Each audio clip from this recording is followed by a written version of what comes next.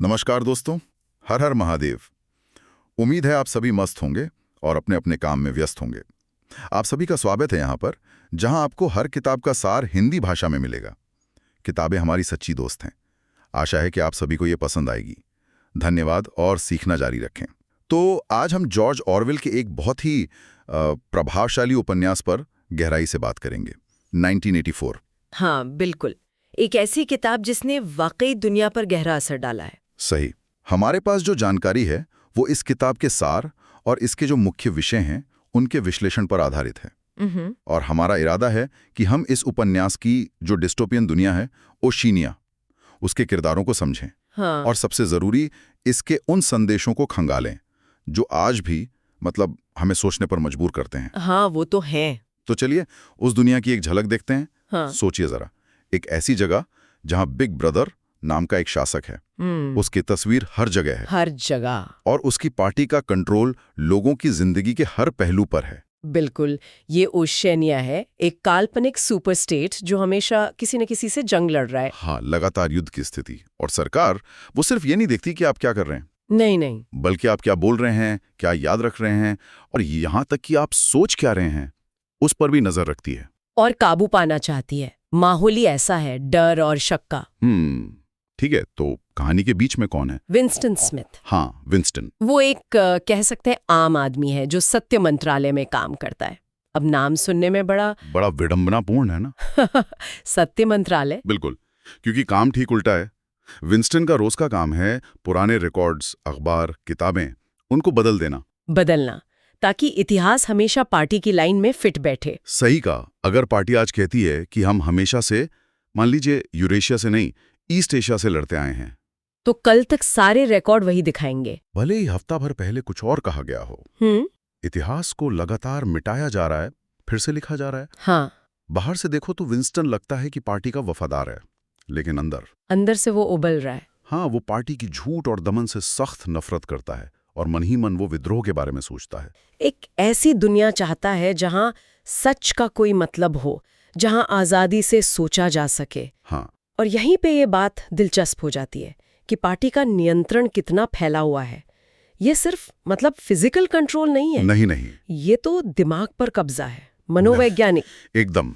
सत्य मंत्रालय का काम ही दिखाता है कि कैसे सच को सत्ता के हिसाब से मरोड़ा जा सकता है, इतिहास को हथियार बनाया जा सकता है। वो कहावत है ना ऑरवेल की, जो अतीत को नियंत्रित करता है वो भविष्य को नियंत्रित करता है, और जो वर्तमान को नियंत्रित करता है वो अतीत को नियंत्रित करता है।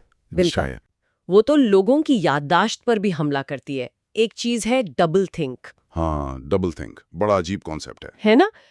एक ही वक्त में दो बिल्कुल उल्टी बातों पर यकीन करना और दोनों को सच मानना। पार्टी चाहती है लोग ये करें ताकि पार्टी का झूठ भी सच लगे। तो विंस्टन की ये जो घुटन भरी जिंदगी है, इसमें एक मोड़ आता है जब वो जूलिया से मिलता है। जूलिया, हाँ, एक लड़की जो ऊपरी तौर पर तो पार्टी की बहुत पक्की समर्थक लगती है, लेकिन अंदर से वो भी बागी है, पर उसका तरीका अलग है, थोड़ा निजी किस्म का। हाँ, और दोनों के बीच एक बहुत ही खतरनाक गैर कानूनी रिश्ता शुरू होता है, प्रेम संबंध, जो उस दुनिया में सोचा भी नहीं जा सकता। वो छिप कर मिलते हैं ऐसी जगहों पर जहां पार्टी की नजर ना हो, वो टेलीस्क्रीन ना हो। और ये मिलना उनके लिए सिर्फ रोमांस नहीं है, ये सिस्टम के खिलाफ एक छोटा सा निजी विद्रोह है। बिल्कुल, एक पल के लिए ही सही इंसान होने का एहसास, उस माहौल से थोड़ी राहत। पर खतरा बहुत बड़ा है। बिल्कुल। और अगर हम इसे ओशिनिया के बड़े कॉन्टेक्स्ट में देखें तो ऐसी व्यवस्था में निजी रिश्ते, खासकर प्यार जैसे गहरे बंधन, वो अपने आप में खतरा है। हाँ, उन्हें राजनीतिक खतरा माना जाता है। पार्टी कोई भी ऐसी वफादारी बर्दाश्त नहीं कर सकती जो बिग ब्रदर के लिए वफादारी से अलग हो। सही। प्यार, दोस्ती, परिवार, पार्टी इन सब पर शक करती है क्योंकि ये व्यक्ति को पार्टी के कंट्रोल से बाहर एक स्पेस देते हैं।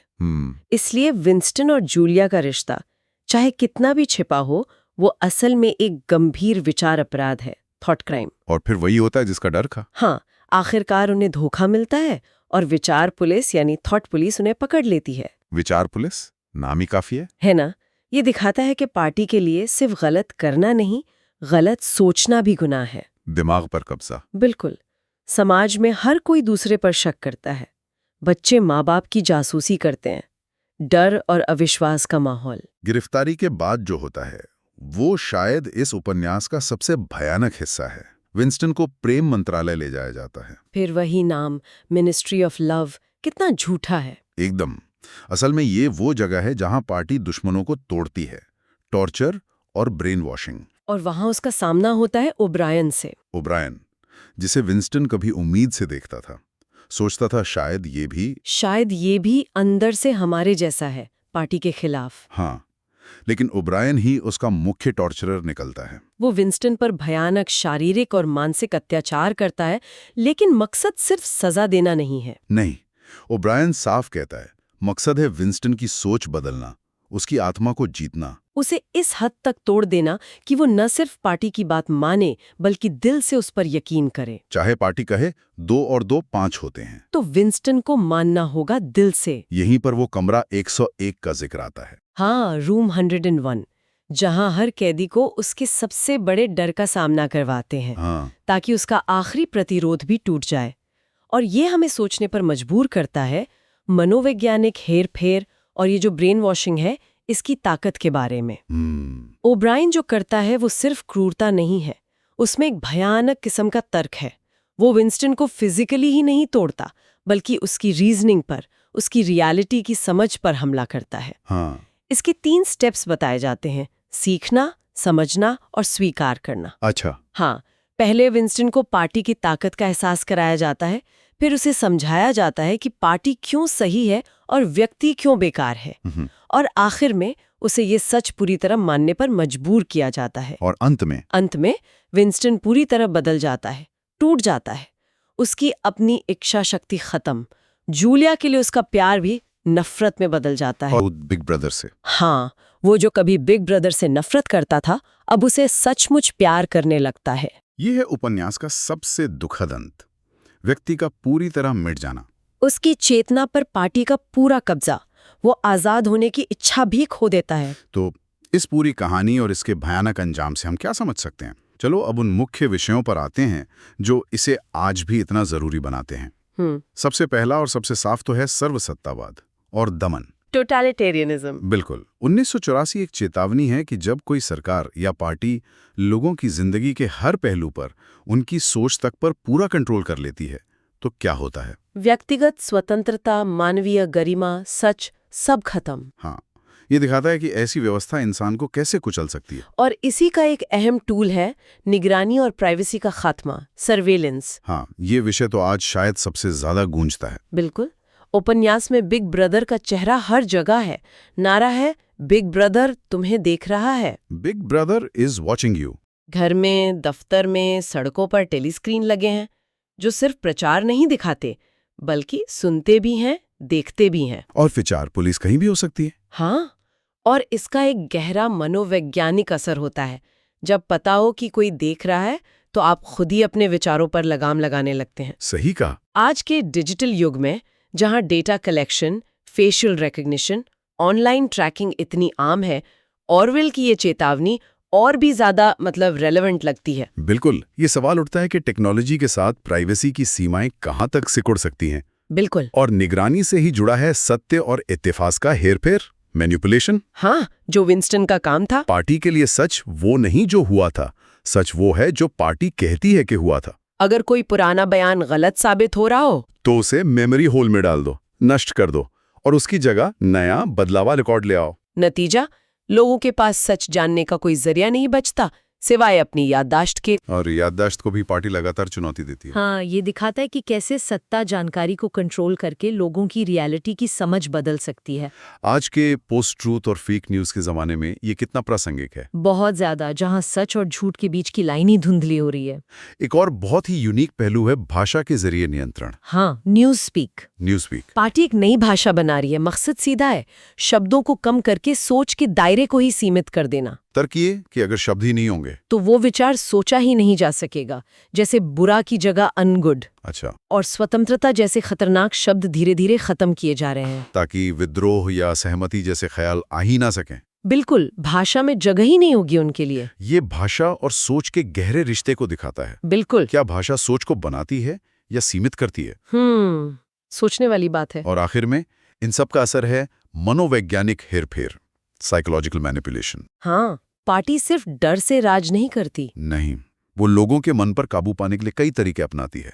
लगातार प्रोपेगेंडा, बिग ब्रदर की महिमा, दुश्मन देशों के लिए नफरत भड़काने वाले 2 मिनट का नफरत जैसे कार्यक्रम, रोज ये सब लोगों की भावनाओं को कंट्रोल करने के लिए हैं, उन्हें पार्टी लाइन पर लाने के लिए। डबल थिंक भी इसी का हिस्सा है। हाँ, ताकि लोग पार्टी के विरोधाभासों को मान लें। और विंस्टन की ब्रेन वॉशिंग तो इसका सबसे एक्सट्रीम रूप है, जहां उसके मन को ऐसे मरोड़ा जाता है कि वो अपने टॉर्चरर से ही प्यार करने लगता है। ये दिखाता है कि मनोवैज्ञानिक दबाव कितना शक्तिशाली हो सकता है। तो कुल मिलाकर अगर देखें, 1984 सिर्फ एक कहानी नहीं है, ये एक बहुत शक्तिशाली चेतावनी है। हाँ, हमेशा प्रासंगिक रहने वाली। सर्वसत्तावादी ताकतों के खिलाफ बेलगाम निगरानी, सच को कुचलने और इंसानी सोच को कंट्रोल करने के खतरों के खिलाफ। ये हमें याद दिलाता है कि व्यक्तिगत आज़ादी, सच बोलने का हक और स्वतंत्र सोच कितनी कीमती और नाजुक है। और उन्हें बचाने के लिए लगातार जागरूक रहना कितना जरूरी है, ये दिखाता है कि कैसे एक सिस्टम इंसान की बुनियादी इंसानियत को भी खत्म कर सकता है।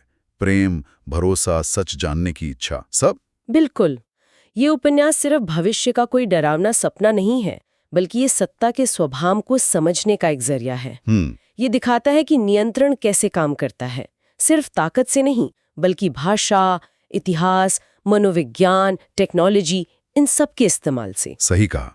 और साथ ही ये मानवीय आत्मा के लचीलेपन पर और उसकी सीमाओं पर भी एक टिप्पणी है।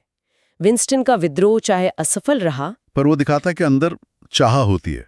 हाँ, सच और आज़ादी की चाह। लेकिन उपन्यास का अंत ये भी दिखाता है कि इस चाह को कैसे कुचला जा सकता है। इसके विषय आज भी हमारे आसपास हैं। सरकारों की बढ़ती निगरानी, मीडिया पर कंट्रोल की कोशिशें, राजनीतिक भाषा का इस्तेमाल, सामाजिक दबाव। हाँ, सामाजिक दबाव से सोच को ढालना। ऑवेल ने हमें वो संकेत पहचानने में मदद की है जो किसी समाज को धीरे धीरे तानाशाही की तरफ ले जा सकते हैं। तो इस गहरी बातचीत के आखिर में एक सवाल छोड़ जाते हैं सोचने के लिए। अगर न्यूज़स्पीक जैसी बनावटी भाषा सोच को सीमित कर सकती है, तो आज की टेक्नोलॉजी जैसे सोशल मीडिया एल्गोरिदम्स जो हमें वही दिखाते हैं जो हम देखना चाहते हैं। हाँ, इको चेम्बर जिसे कहते हैं। खबरों के छोटे छोटे टुकड़े, हेडलाइंस या मीम्स जिनके जरिए जटिल बातें बहुत आसानी से कह दी जाती हैं या छिपा दी जाती हैं, ये सब अनजाने में हमारी सोच के दायरे को कैसे सीमित कर रहे होंगे? क्या हम भी किसी तरह के अदृश्य न्यूज़स्पीक के असर में आ रहे हैं, जहां जटिल विचारों या असहमतियों के लिए जगह कम हो रही है? क्या दुनिया को समझने की हमारी गहराई कम हो रही है और हमें पता भी नहीं चल रहा? इस पर सोचना आज शायद पहले से कहीं ज्यादा जरूरी है।